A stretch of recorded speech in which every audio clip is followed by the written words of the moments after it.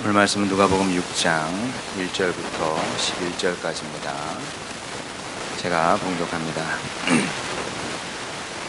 안식일에 예수께서 밀밭 사이로 지나가실새 제자들이 이삭을 잘라 손으로 비비어 먹으니 어떤 바리새인들이 말하되 어찌하여 안식일에 하지 못할 일을 하느냐.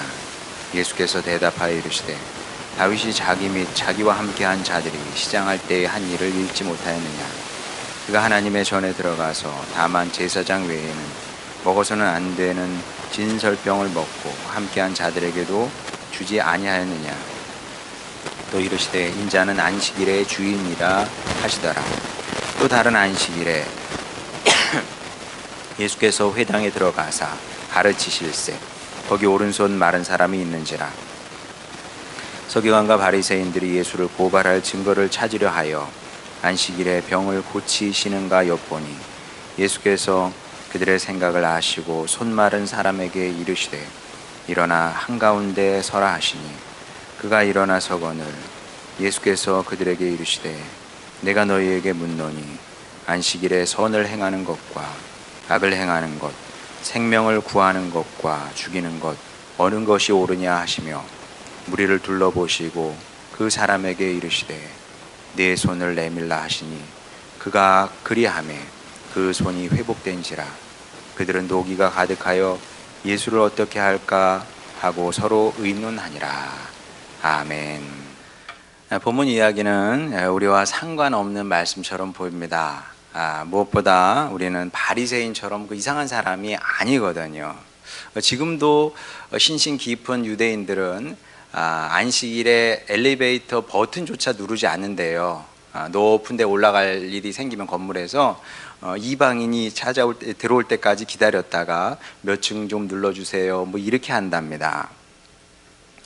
그런 사람들이 볼 때는 우리도 안식일을 범하는 이방 죄인으로 이렇게 생각이 될 겁니다. 자, 그런데 그건 그들의 생각일 뿐이죠. 우리는 그들과는 다른 방식으로 주님의 날을 지킵니다. 여러분 저하고 같은 생각이실 텐데 사정이 생겨서 주일날 일을 하게 되는 사람이 그런 경우가 생길 수 있지 않습니까? 아니면 우리 학생들 나중에 이제 대학 시험 보면 드물게는 주일날 면접이 있기도 합니다. 그러면은 그 대학 안 가요? 예, 주일 예배 드려야 되니까. 아니면 공무원인데 흔한 일은 아닐 겁니다. 근데 몇 년에 한 번씩 비상이 걸리기도 한대요. 주일날 출근하라 그럽니다. 그러면 사표 냅니까? 일을 가야죠. 일을 가야 됩니다. 자, 그러면 그 사람을 향해서 안식일을 범했다고 우리가 정죄합니까? 지옥에나 떨어져라 그럽니까? 그러지 않는다는 거예요. 그게 자주 있는 일도 아니고 1년에 한 절반 그런 일이 있다 그러면 좀 내가 이 직업이 진짜 맞나 심각하게 고려해 볼 수 있겠지만 자주 있는 일도 아니고 몇 년에 한 번 나라에서 부르면 가야 되지 않겠습니까? 이게 당연한 이치란 말이죠. 자, 그래서 이제 본문에 나오는 이 바리새인들의 이야기는 우리하고 전혀 상관이 없는 얘기입니다. 왜냐하면 우리는 그렇게 살지도 않고 그렇게 생각하지도 않기 때문에. 자, 그래서 이런 말씀이 나오면 그냥 건너뛰고 싶어요. 나하고 관계가 없으니까. 자, 그런데 그렇게 생각하면 안 된다.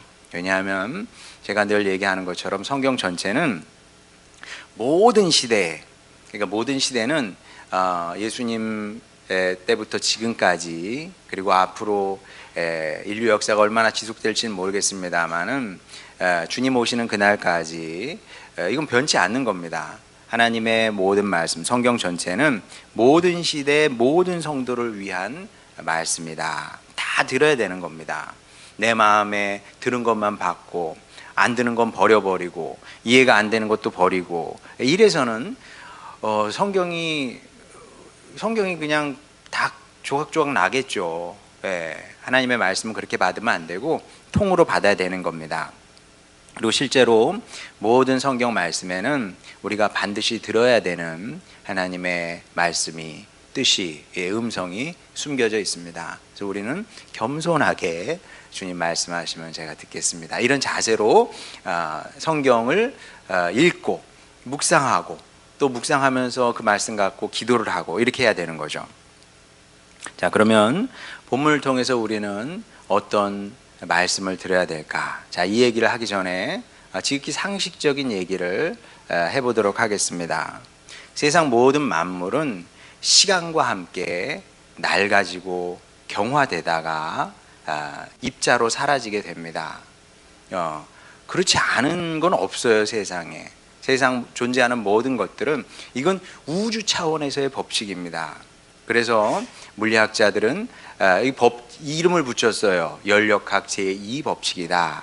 이런 이름을 붙였습니다. 지금 모든 게 다 그런 겁니다.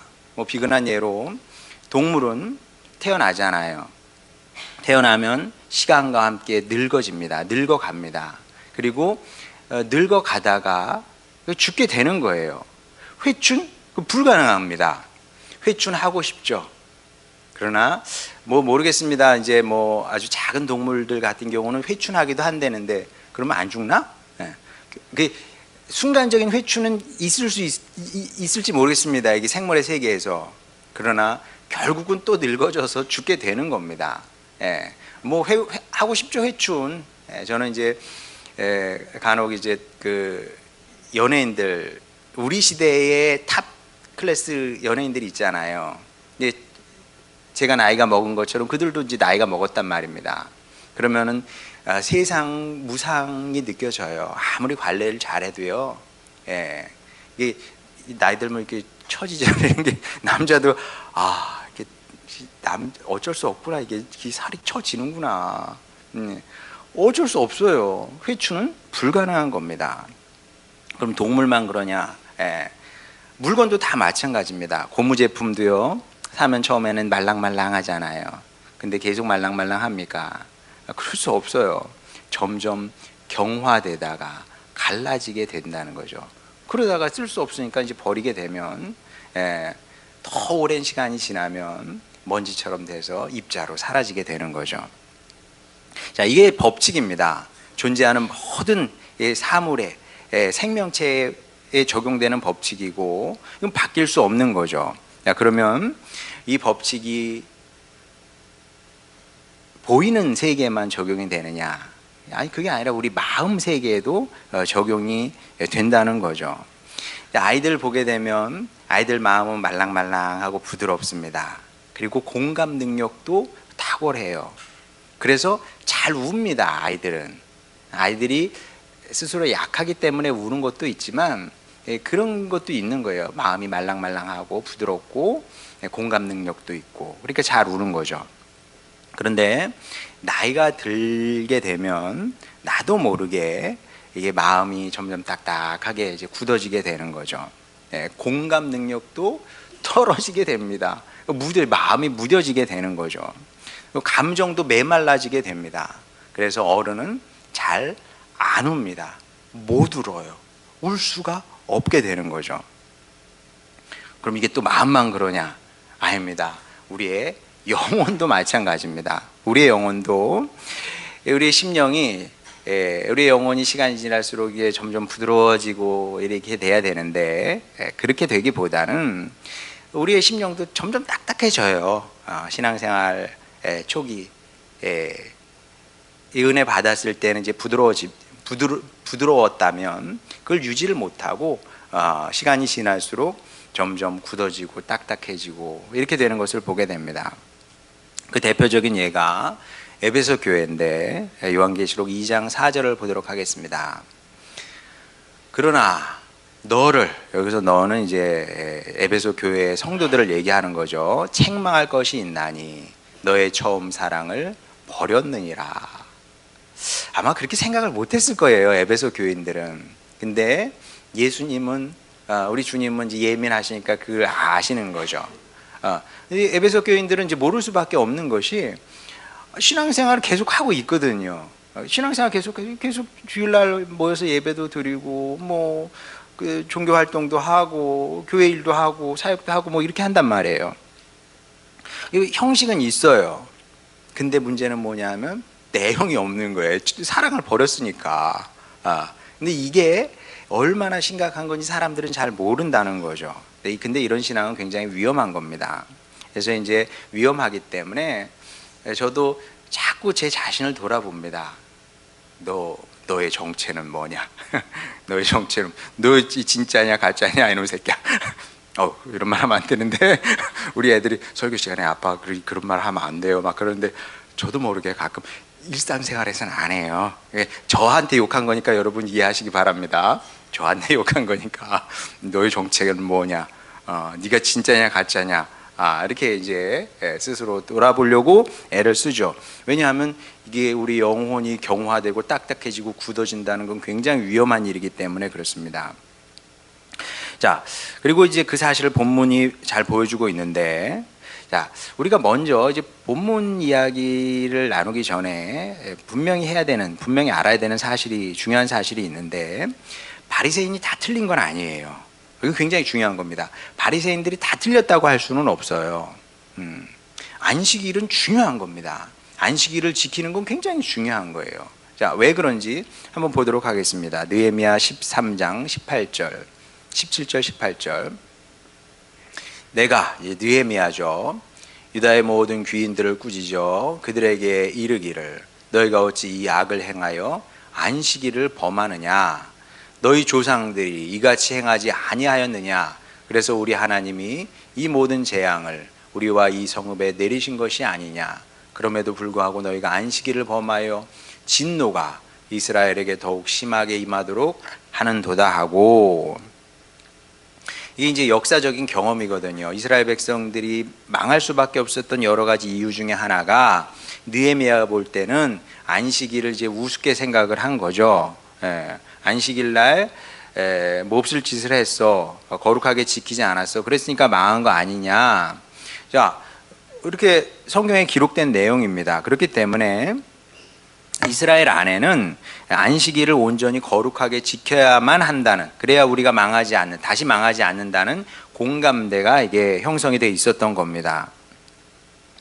자, 그러니까 서기관과 바리새인들이 예수님을 이제 가만두기가 어려웠던 부분도 있었던 겁니다. 용납하기 어려운 부분도 있었다는 거예요. 왜냐하면 법이라는 게 그런 거거든요.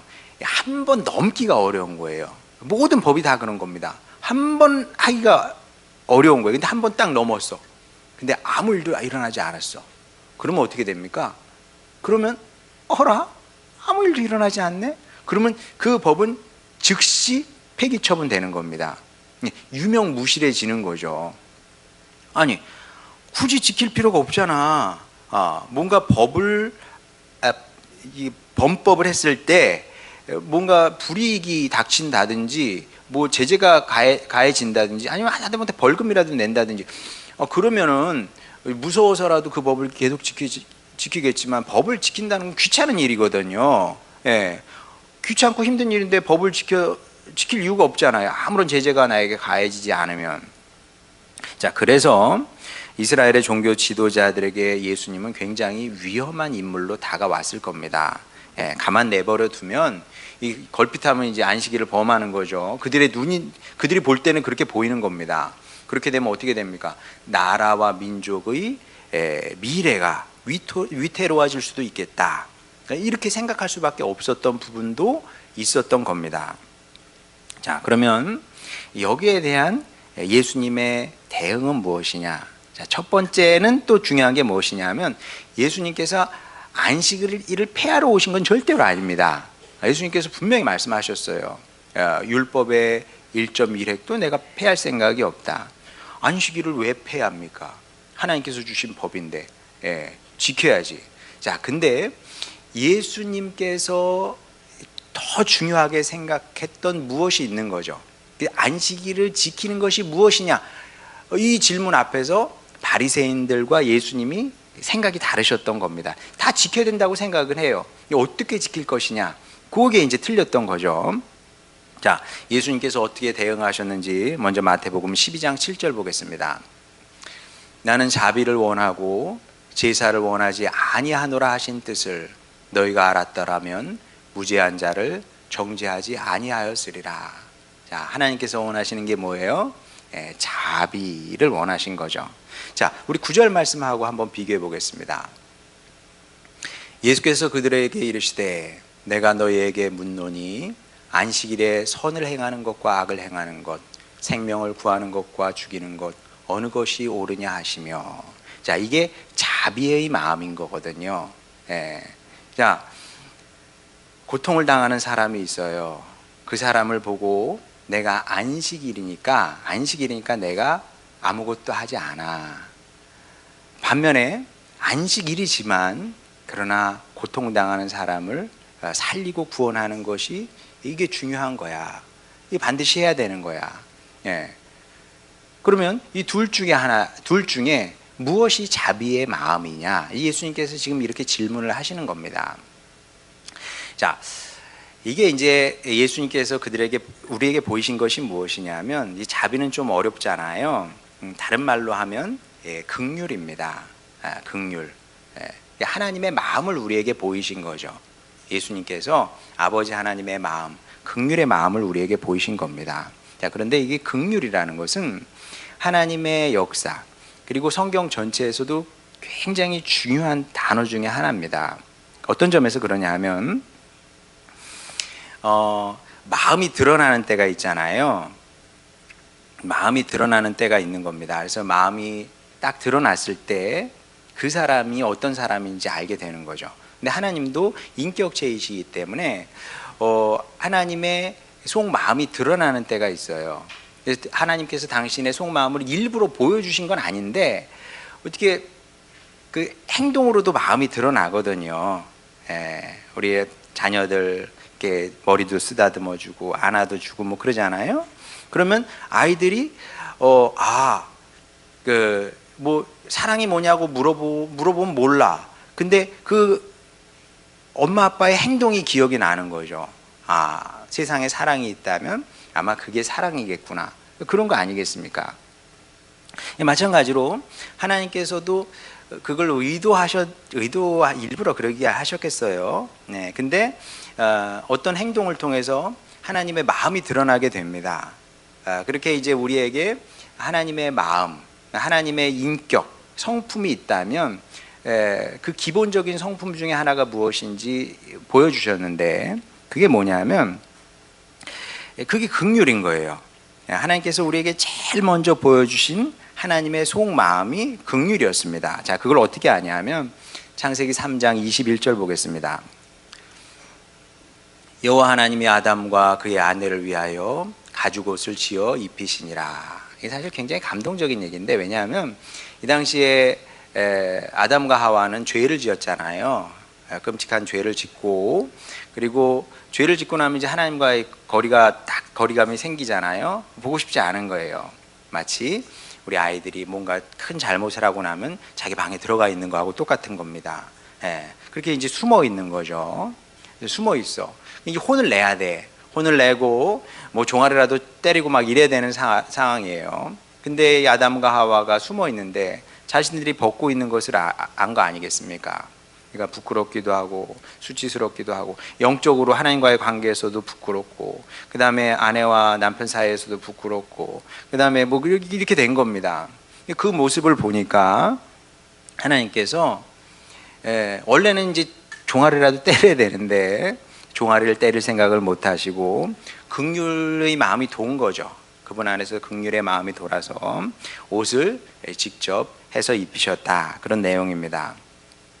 자, 이게 이 창세기 3장에 나오는 내용인데, 근데 그게 하나님의 기본 정서예요. 말하자면 기본 마음입니다. 그래서 이건 일회적으로 끝날 수가 없는 거예요. 일관적으로 이런 모습이 드러날 수밖에 없습니다. 하나님의 이야기 속에서, 하나님의 역사 속에서. 그리고 실제로 그렇습니다. 제가 말씀을 또 읽고 묵상하면서 깨달은 것이 있습니다. 하나님께서 왜 우리에게 말씀을 주셨을까? 여러분, 말씀은 쉽게 얘기하면 말이에요. 발화. 이게 철학에서는 발화 사건이라고 그러는데, 발화되잖아요. 말이 이렇게 발화돼. 발화될 때는 그냥 발화되는 경우는 없어요. 그냥 아무도 듣지 않는 데서, 아무도 없는 데서 그냥 혼자 오늘은 뭘 먹고 내일은 뭘 먹고 오늘은 몇 시에 일어났고 뭐 그냥 이러면서 간다고 사는 사람이 있다고 생각해 보세요. 그런 사람은 병원에 가야 되겠죠. 그렇죠? 예.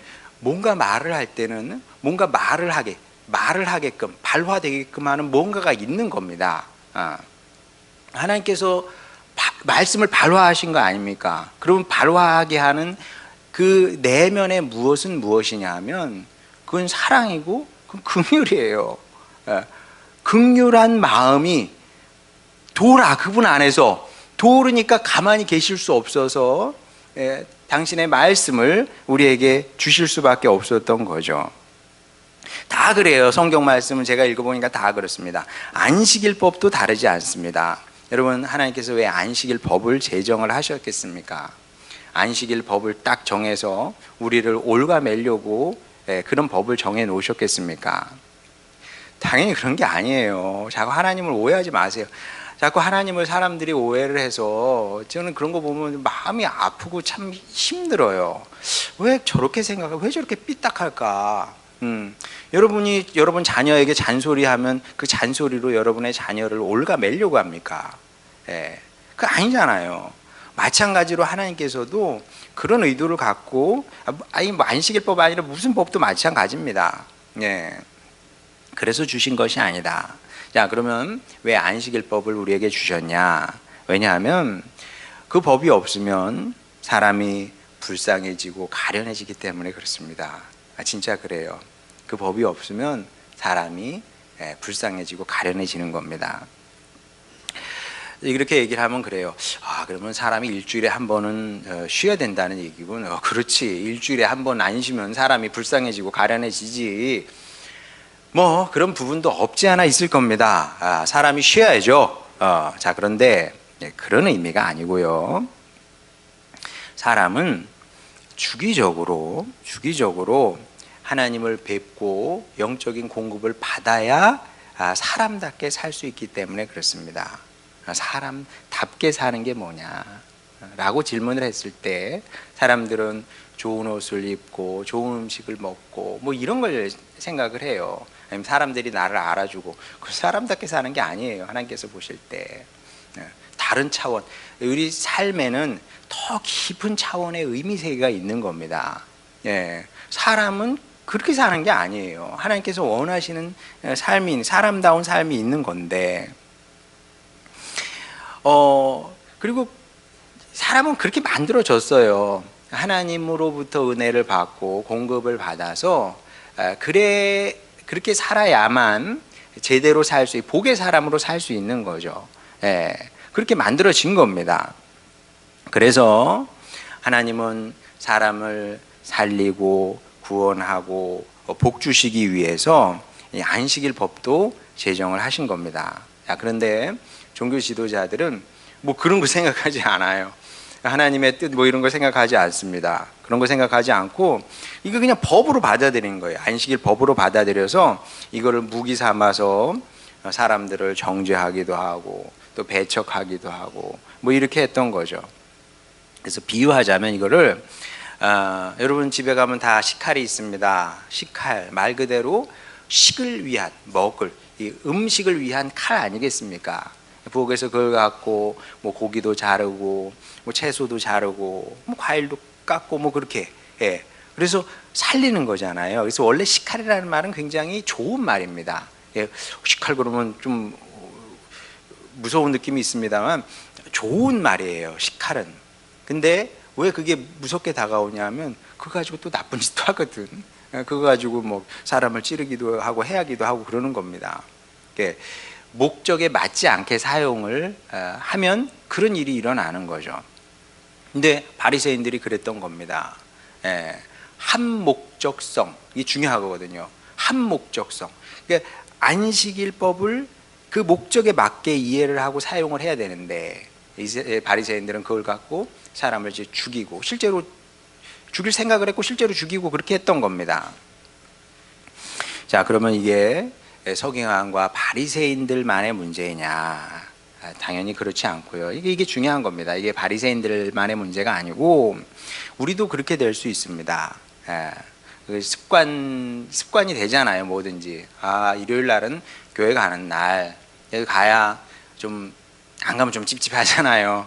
가서 출석부 이렇게 쓰는 것처럼 출석을 해야 좀 마음도 편하고, 그다음에 운전할 때도 아, 오늘 교회 안 가가지고 사고라도 나는 거 아니야? 막 이런 이상한 생각이 든단 말이에요. 안 그래도 되는데, 아이, 그런다고 교통사고가 나면 다 죽었게.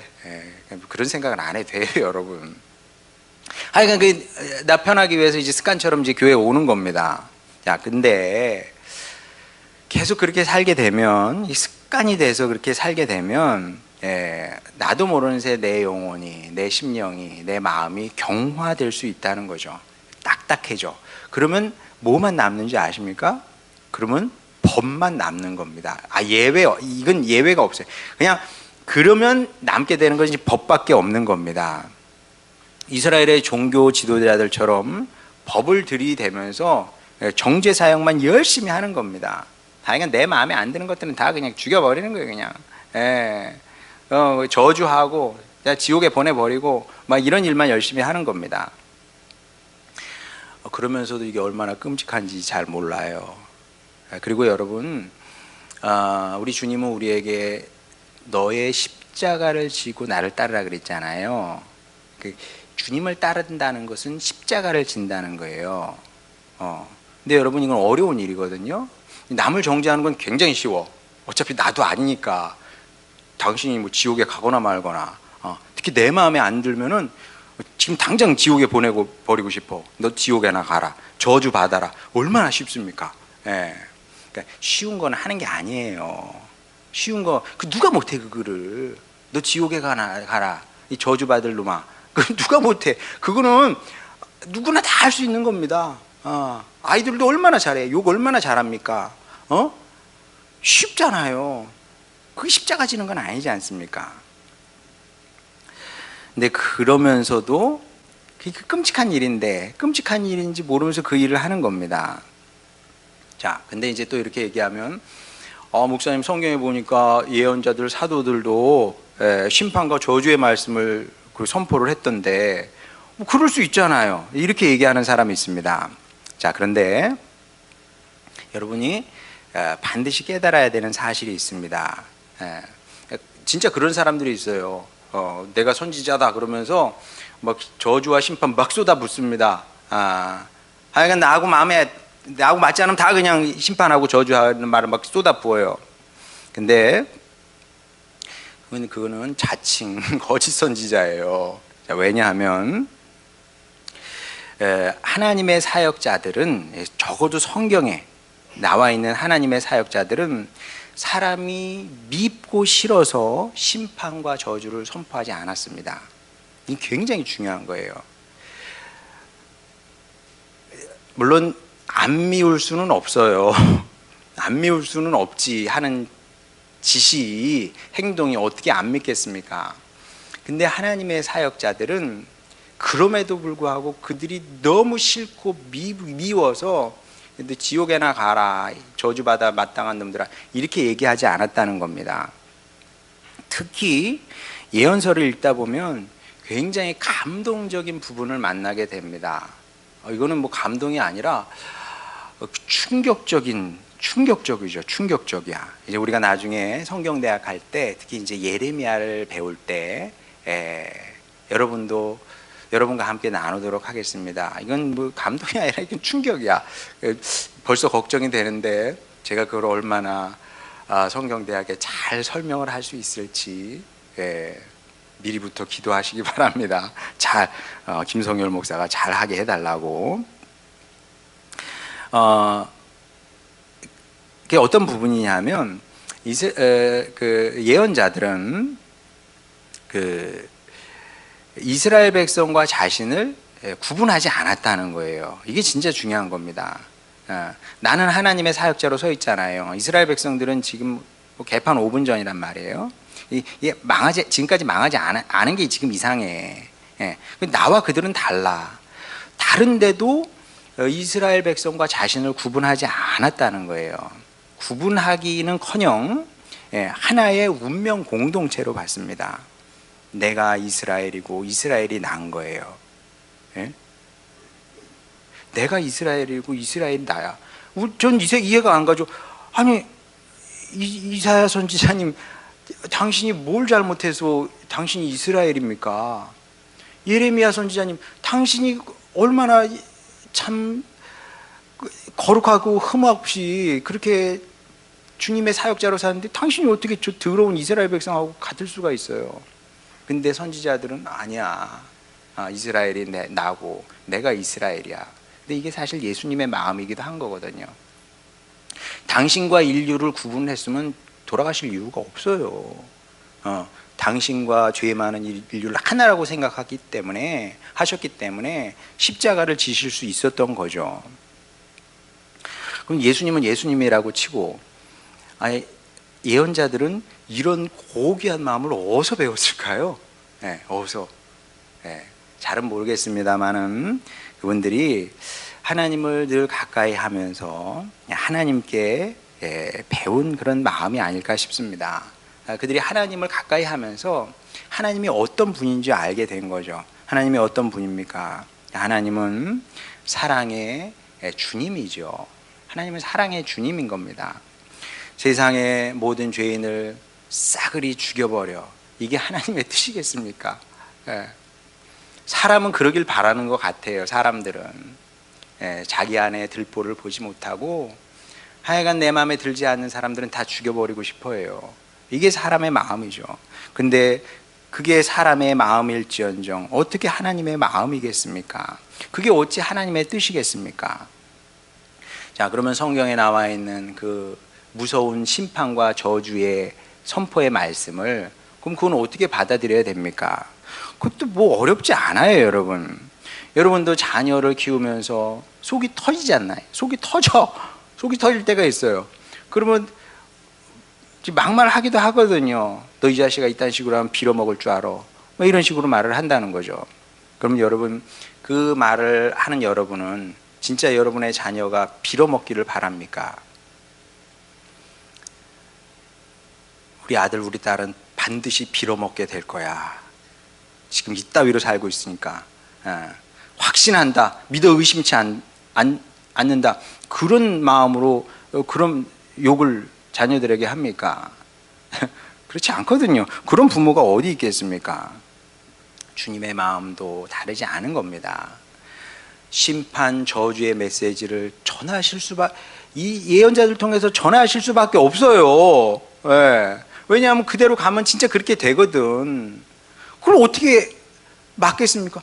아니, 우리 자녀가 오토바이나 타고 다니고, 뭐 술이나 먹고 마약이나 하고 다니고 어려서부터 이런다고 쳐보세요. 계속 그 공부도 안 하고 그렇게 살아. 그럼 걔가 잘 될 수가 없는 거 아니겠습니까? 너 그럼 망해. 부모가 그 말을 해야지. 마찬가지로 하나님도 마찬가지입니다. 이러면 망해. 그러면 망한다고 말할 때, 그 부모가 그 말을 할 때 그 마음을 헤아릴 줄 알아야지. 왜 하나님께서 사랑의 하나님이 있다의 말을 해? 이러면 나쁜 사람인 겁니다, 말하자면. 자, 그리고 실제로 주님의 마음이 그런 겁니다. 그래서 예수님께서도 어떤 말씀을 하시는지 요한복음 12장 47절 보겠습니다. 사람이 내 말을 듣고 지키지 아니할지라도 내가 그를 심판하지 아니하노라. 제가 이게 무슨 뜻인지 잘 몰랐어요. 몰랐는데 자꾸 읽고 또 읽고 묵상하니까 깨달음이 오더라고요. 자, 예수님께서 이 땅에 오셨잖아요. 말씀을 주셨어요. 근데 사람들이 말을 들어요, 안 들어요? 지긋지긋하게 안 듣거든. 지긋지긋하게 안 들어. 그러면 여러분, 예수님은 만왕의 왕 아닙니까? 힘 있어요, 없어요? 능력 있어요, 없어요? 있으니까 즉결 심판하면 돼. 그러잖아요. 여러분 한번 생각해 보세요. 세상에 어떤 왕이 정권을 갖고 있습니다. 내가 말하는데 안 들어. 내버려 둡니까? 즉결 심판해야 돼요. 근데 예수님은 어떻게 하셨어요? 내가 그를 심판하지 아니한다. 왜? 왜냐하면 내가 온 것은 세상을 심판하려 하며 세상을 구원하려 함이로다. 이게 사랑이고 긍휼이고 이게 이제 아버지의 마음인 거거든요. 자, 그러면 이제 이런 예수님께 본문의 서기관과 바리새인들이 예뻐 보였겠습니까? 예뻐 보였을까요? 안 보였을까요? 마음이 아프셨겠죠. 왜 그렇게 생각하냐? 왜 그렇게 말하냐? 안타까우셨을 겁니다. 자, 우리는 절대 이런 성도가 돼서는 안 됩니다. 자, 그러면 어떻게 해야 될까요? 어떻게 해야 돼요, 여러분? 종교인으로 살 생각을 하지 말고, 종교인, 기독교인, 교회 다니는 사람, 이런 사람으로 사는 것에 만족할 것이 아니라 아버지의 마음을, 긍휼의 마음이죠. 긍휼의 마음을 배우려고 해야 되는 겁니다. 저도 새벽에 나와서 기도할 때 많은 것을 기도하지만 가장 중요한 기도 제목은 뭐냐면 아버지의 마음을 저에게 가르쳐 주시옵소서. 아버지의 마음을 제가 배우길 원합니다. 특히 남자들은 더 그래야 돼요. 남자들은 더 빨리 경화되고요, 마음이 더 빨리 딱딱해지고요, 더 못 울고 그렇거든요. 세상에 슬픔과 고통이 얼마나 많이 있습니까? 공감도 못해. 그러니까 여러분도 아버지 하나님의 마음을, 긍휼을 배우려고 애를 써야 되는 겁니다. 긍휼이라는 것은 우리 성도의 인생에서, 신앙생활에서 굉장히 중요한 요소입니다. 왜냐하면 긍휼이 지속적으로 공급이 돼야 돼요. 우리 안에는 없는 거, 이 비타민 D 같아. 아니, 비타민 D, 그렇지, 비타민 D, 비타민 C, 이런 것들은 우리 몸에서 이게 뭐 생성이 안 된다면서요. 외부에서 들어와야 되는데, 긍휼도 마찬가지입니다. 우리 안에는 그게 없어. 지속적으로 주님으로부터 성령의 은혜로, 말씀의 은혜를 통해서 공급을 받아야 딱딱해진 우리의 마음이 부드러워지게 되는 겁니다. 또 긍휼이 우리 안에서 자꾸 돌아야 이웃을 보면서 눈물을 흘리게 돼요. 불쌍히 여길 줄 아는 사람이 되는 겁니다. 너는 왜 이러냐, 이거밖에 못하냐, 생각하는 게 왜 그거밖에 안 되냐, 행동이 그래서 뭐가 바뀝니까? 그래서 뭐가 바뀌어요? 바뀌어야 안 바뀌어요? 그래서 바뀔 것 같으면 우리 애들 지금 아시죠? 그래서 사람 바뀌지 않습니다. 긍휼이 돌아야 우리 이웃을 보면서 눈물도 흘리게 되고, 그를 위해서 기도도 하게 되고, 그를 위해서 내가 지을 수 있는 십자가 무엇일까 생각도 하게 되는 겁니다. 결국 긍휼히 여기는 마음이 있어야만 죽어가는 사람을 살리고 구원하는 사역도 할 수 있게 되는 겁니다. 그런 이 사실을 기억하시고 꼭 이런 성도가 되시길 바랍니다. 그래서 저의 바람이 있습니다. 어떤 바람이냐 하면 예언자의 삶이 감동적이었잖아요. 그런 인생을 사는 거죠. 그냥 막연하게 복받는 인생, 아무 일도 일어나지 않는 인생, 그런 거 보통 생각하는데 그것을 넘어서 예언자들이 그랬던 것처럼 하나님 보시기에 감동이 있는 인생, 하나님께서 보시면서 눈물을 흘리실 수 있는 인생, 그런 성도의 인생을 살아내는 여러분 모두가 되시기를 주님의 이름으로 축원합니다. 우리 찬양 부르고 기도하도록 하겠습니다.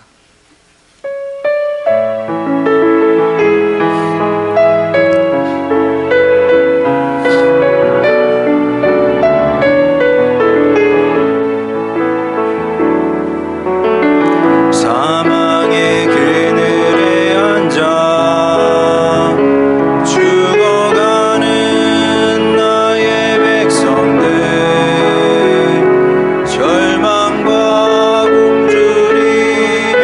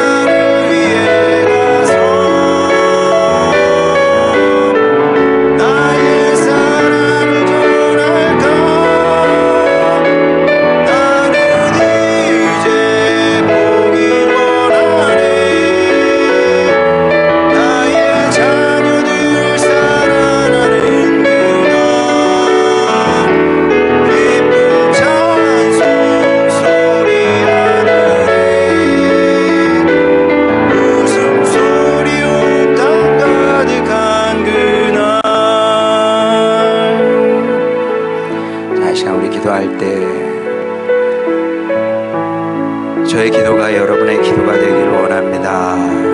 아버지 하나님의 마음을 저에게 주시옵소서. 그 사랑의 마음을, 애통의 마음을, 긍휼의 마음을 저에게 주시기를 원합니다. 그리하여 저도 주님의 마음을 품고 살기를 원합니다.